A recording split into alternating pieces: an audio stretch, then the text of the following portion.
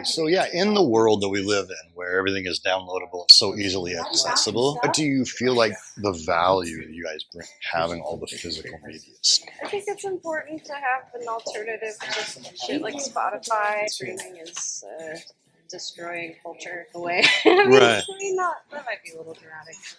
There's something to be said about having a space where people can come in and be like, oh, have you heard this? No, I've never heard this. And having humans curate an algorithm, I think it's kind of important. Records and culture before streaming. Delighted to walk into a record store with a bunch of shit I'd never heard of. I'd be like, whoa, I'm going to spend my day here now. What era of records do you see the most often that people are trying to sell these days? A lot of dad rock. AKA grandpa rock, depending on how old you are. If I say dad rock to a kid in their 20s, they're going to be like, oh yeah, Nirvana, Pearl Jam, dad rock. And you're like, right. That's a sign that we're old now. But yeah, classic rock is always standard. Eugene, it's kind of a jazz town. But people on. I mean, you have to imagine that maybe half the people who come in here play an instrument. You know, to be honest, when you're serious about music in the way that you want to have the physical media, generally somebody that wants your listening experience to not just be like, oh, I'm just blasting it through my earbuds on a jog or something. You take music seriously. And so I think a lot of the people who actually shop here, they do play instruments, whether they're in bands or not, I have no idea, but I don't know. I think any business really needs to give back to the community, and that's a way that they can support those artists, and yeah, I'm glad they do. Yeah, hell yeah.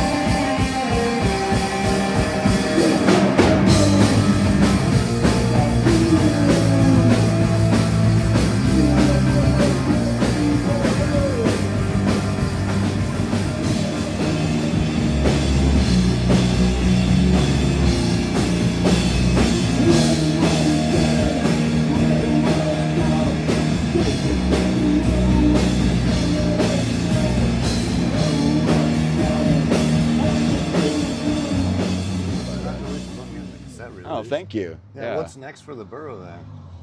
I think we'll do another single. I like the idea of just a 2-song release, A-side, B-side. I guess we did put a bonus track on the tape just because we had 2 extra minutes to fill, because one song was 3 minutes and one song is 5. This is the limitation of a tape, but it presented an opportunity to come up with some music on the fly that actually I really liked it. So that was kind of fun. But I think I want to do a second single, just a proper single in the old school way that people used to do it. I think I'm kind of inspired by Fred and Tootie from Dead Moon. I actually saw somebody with a Dead Moon shirt walking in here. They used to press their own albums literally in their space, and they would record them themselves. And that's what we did. We recorded it ourselves, had, as I mentioned, a friend of ours mix it. But I just like the idea of, hey, these 2 songs go well together. There's a theme. Let's just put them out 2 at a time. I think with our band, every song is very different, and I actually think a longer release might be almost confusing to people. Right. So the idea of putting two songs putting 2 songs that thematically kind of go well together made sense to me. And so we'll probably do that again. I already kind of know which 2 songs those will be. One of them we've recorded already. And so, yeah, I think it's just, that's probably what we'll do. We're playing an event that RAD is putting on at the WJ Skate Park, September 13th. September 13th. It's a big. That, what's going on September 13th? So RAD, that's an annual outdoor. Yeah, it's an outdoor festival. For hours, like. It's 10... This year it's 2 days. 2 days. It goes on for probably 7 hours or 8 hours. It's raising awareness about mental health issues. A What couple. kind of bands are playing? Do you know what kind of? It's mostly a lot of pretty aggressive, hardcore, and maybe even grindcore, power violence kinds of bands. We're maybe a little bit of an outlier in that we're probably more melodic than the rest of the bands playing. Right. But since I think partly just because I have an affinity and a connection with Rad, and because I work in mental health, I think our band seemed like a good fit for that event. But yeah, it's really fun actually. When I went to the one last year, which I saw you all at, I really felt like I want to play this next year. Mm-hmm. And I didn't have a band then. That was last September. So going to that really put the spark under me to, I made some demos that I shared with people. People were receptive to that, and that's really how I found other people to want to play my songs with me. So yeah, that event really inspired me to move forward with putting together a band, and so now we're playing it, which is exciting. That's a good cycle. And what's that? It's a good year journey cycle. Yeah, but that event, it's raising awareness about mental health. There's going to be a lot of mental health agencies and resources at the event, having tables. It was inspired because a couple of local skaters who skated at WJ, and who were connected with some people in the music community, that were teenagers, and they both, in a short period of time, committed suicide. And the initial event, I believe, if I'm not mistaken, was a way to kind of memorialize those kids who took their own lives. And it's continued on, and I know that for the people at RAD, mental health is a really important thing for them, and I think creating community is something that they feel like is really important to a lot of young people, to feel connected to something, and so I completely support that. And as I said, I was really excited to be able to be a part of that for this year. So yeah. Oh yeah.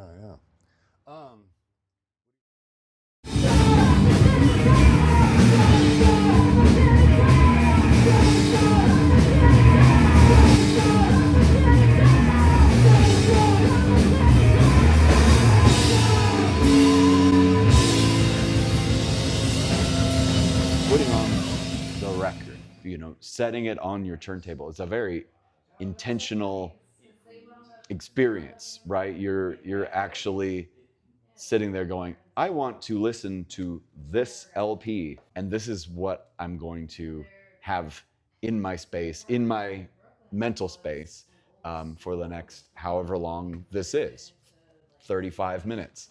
And I think that's what I enjoy about albums, as opposed to just streaming. Surely you can stream an LP. Most people just have it on random shuffle.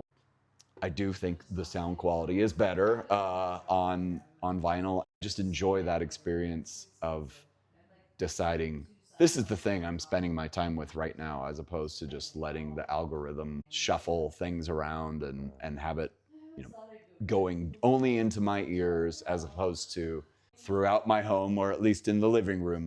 Yeah, creating an intentional atmosphere as maybe that sounds a little heady or a little much, but that's how it feels to me. There are records that you've owned for 20, 30 years that when you see it, you're like, I just have to touch it every time and look at it. Even though I own, do you ever get into I own 3 copies of Neurosis, Ward is Law, just because I can't stop buying it. I literally do have 2 copies of it because I wanted the remastered version eventually, but I think that's one of the very few albums where I think I have a couple of versions, or a couple copies of Purple Rain, because I feel like one of them's scratched, and I feel like at some point it's just going to not be. I don't know. I don't quite understand why I have 2 copies of Purple Rain. I do understand why I have 2 copies of Word is Law, because I did wear it out as a teenager. Yeah. But I think I still like the original version better. I don't think it needed to be remastered. Right. I don't know. Anyway. That's a debate probably for another. Yeah.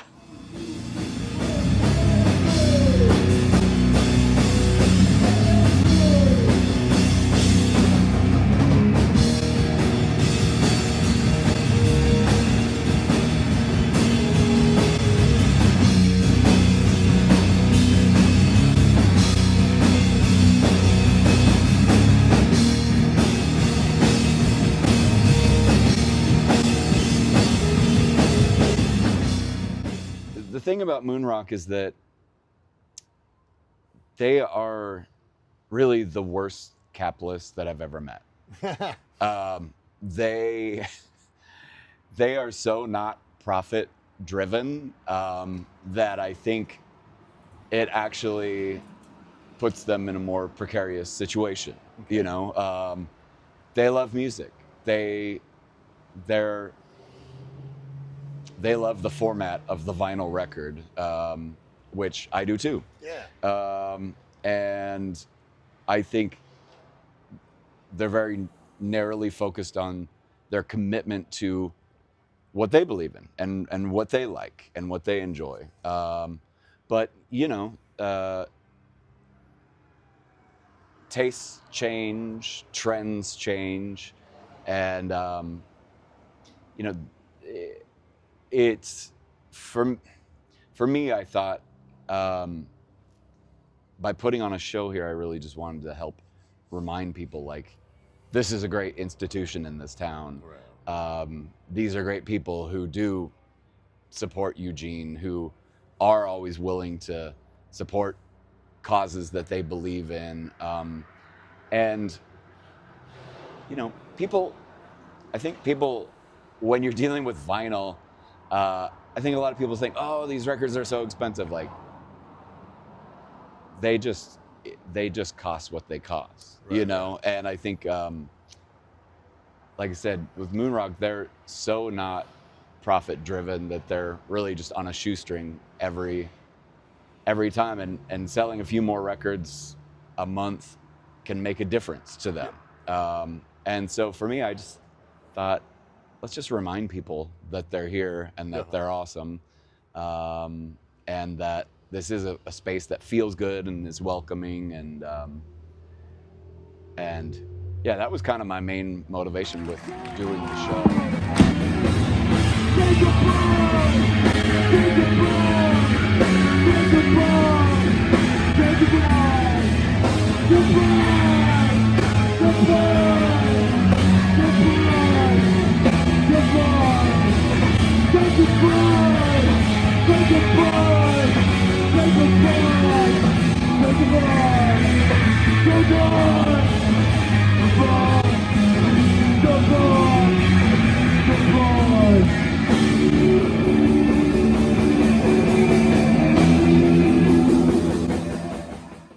Hey, this is Brian.